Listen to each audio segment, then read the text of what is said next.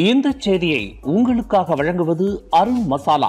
1983 ஆண்டிலிருந்து தரத்துடன் தன்மை மாறாத அறுசுவை சமையலுக்கான அருண் மசாலா.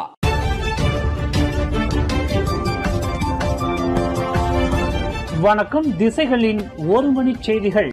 ஐஎஸ் தீவிரவாத கும்பலுடன் தொடர்பு படுத்தப்பட்ட 2 வங்காளதேசிகள் நீதிமன்றத்தில் நிறுத்தப்பட்டனர்.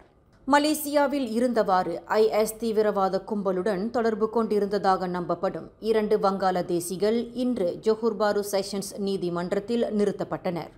30 மற்றும் 35 வயதுடைய அந்த 2 வங்காளதேச பிரஜைகள் இன்று நீதிமன்றத்தில் குற்றஞ்சாட்டப்படுவதற்கு கொண்டு வரப்பட்ட வேளையில் தங்களுக்கு மலாய் மொழி தெரியாது என்று தெரிவித்ததை தொடர்ந்து வழக்கு ஸ்தம்பித்தது.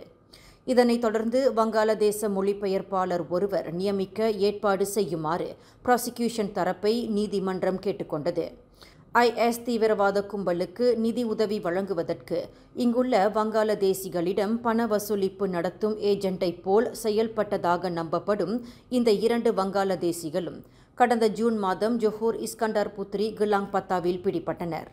இவர்கள் கைது செய்யப்பட்டது மூலம் ஐஎஸ் தீவிரவாத கும்பல் தொடர்புடைய சில பொருட்களை போலீசார் பறிமுதல் செய்தனர்.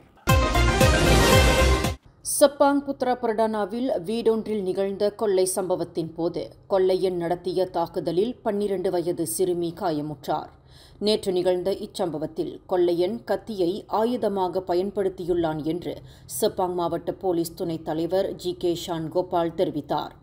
இச்சம்பவம் தொடர்பில் சிறுமியின் தந்தை நேற்று மாலை 5:03 மணியளவில் போலீசில் புகார் செய்து இருப்பதாக அவர் குறிப்பிட்டார்.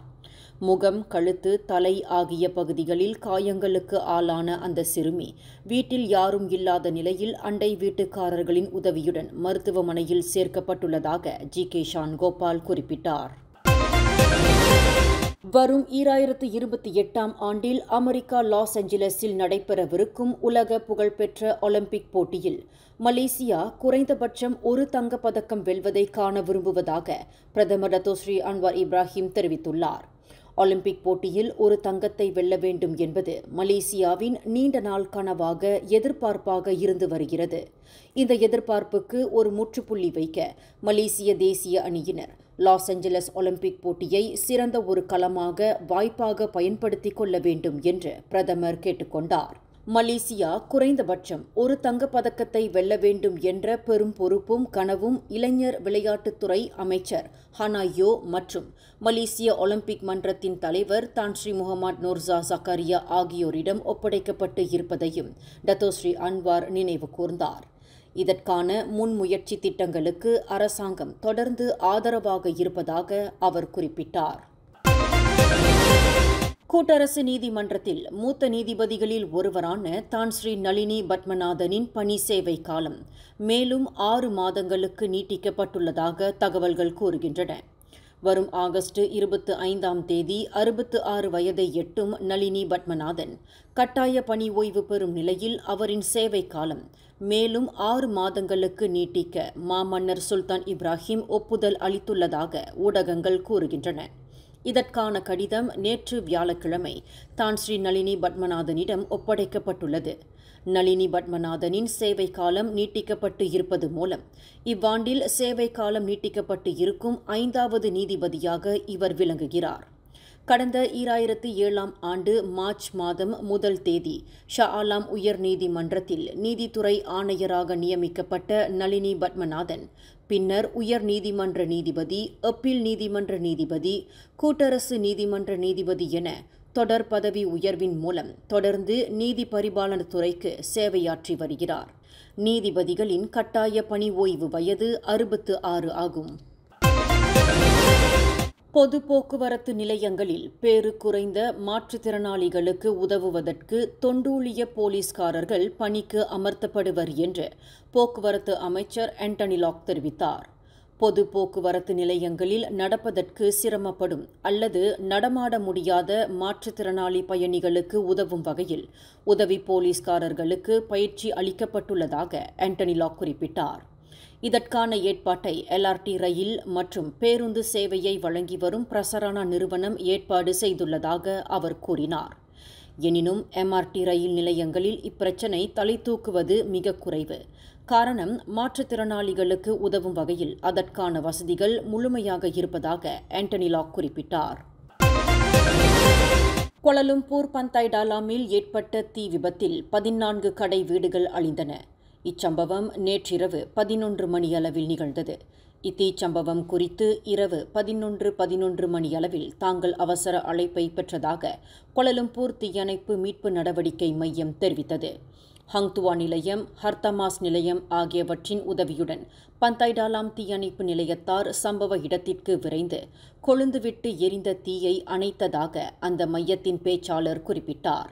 இத்தீ விபத்தில் ஒரே வரிசையில் இருந்த மைடின் மார்ட் கடை உட்பட 4 கடைகளும் அதனையொட்டிய புறம்போக்கு வீடுகளும் தீயில் அழிந்தன. இச்சம்பவத்தில் அதிர்ஷ்டவசமாக உயிருடன் சேதம் எதுவும் நிகழவில்லை. அரிய வகை ஆமைக்குட்டிகளை கடத்த முயற்சி செய்த ஓர் இந்திய பிரஜை கோலாலம்பூர் அனைத்துலக விமான நிலையத்தின் முதலாவது முனையத்தில் கைது செய்யப்பட்டார். மலேசியாவில் ஓர் உணவகத்தில் சமையல்காரராக வேலை செய்து வந்த 41 வயதுடைய அந்த இந்திய பிரஜை கடந்த செவ்வாய்க்கிழமை கோலாலம்பூரிலிருந்து இந்தியா பெங்களூருக்கு புறப்படுவதற்கு தனது பயண பெட்டிகளை சோதனைக்கு அனுப்பிய போது 2 பெட்டிகளில் ஒன்றில் 2500 அரிய வகை ஆமைக்குட்டிகள் இருப்பது கண்டுபிடிக்கப்பட்டது. KLIA-வில் உள்ள மலேசிய எல்லை கண்காணிப்பு மற்றும் கட்டுப்பாடு அமலாக்க தரப்பினர் அந்த இந்திய பிரஜையை கைது சோதனை செய்தபோது அப்பெட்டி பெங்களூரில் ஒப்படைக்கும்படி தம்மிடம் ஒப்படைக்கப்பட்டதாகவும் பெட்டிக்குள் ஆமைக்குட்டிகள் இருப்பது தமக்கு தெரியாது என்றும் அவர் காரணம் கூறியுள்ளார் என்று அமலாக்க ஏஜென்சியின் KLIA கமாண்டர் இப்ராஹிம் முகமது யூசுப் தெரிவித்தார். ஆமைகளை கடத்துவதற்கு சம்பந்தப்பட்ட நபர் கைக்கூலியாக பயன்படுத்தப்பட்டுள்ளார் என்றும் அந்நபரின் பயண டிக்கெட் மற்றும் பயண பெட்டி அனைத்தும் மலேசியாவில் உள்ள கடத்தல்காரர்களால் ஒப்படைக்கப்பட்டுள்ளது என்பது விசாரணையில் தெரியவந்துள்ளது என்று அவர் குறிப்பிட்டார்.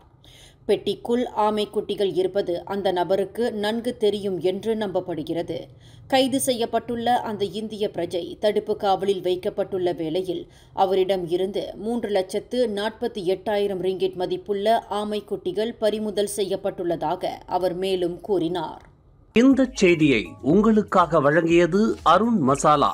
1983ஆம் ஆண்டிலிருந்து தரத்துடன் தன்மை மாறாத அறுசுவை சமையலுக்கு அருண் மசாலா. மேலும் செய்திகளை தெரிந்து கொள்ள கீழே இருக்கும் பெல் பட்டனை அழுத்துங்கள். உங்கள் மகிழ்ச்சியை வெளிப்படுத்த லைக் மற்றும் ஷேர் செய்யுங்கள். தொடர்ந்து திசைகளோடு இணைந்திருக்க சப்ஸ்கிரைப் செய்யுங்கள்.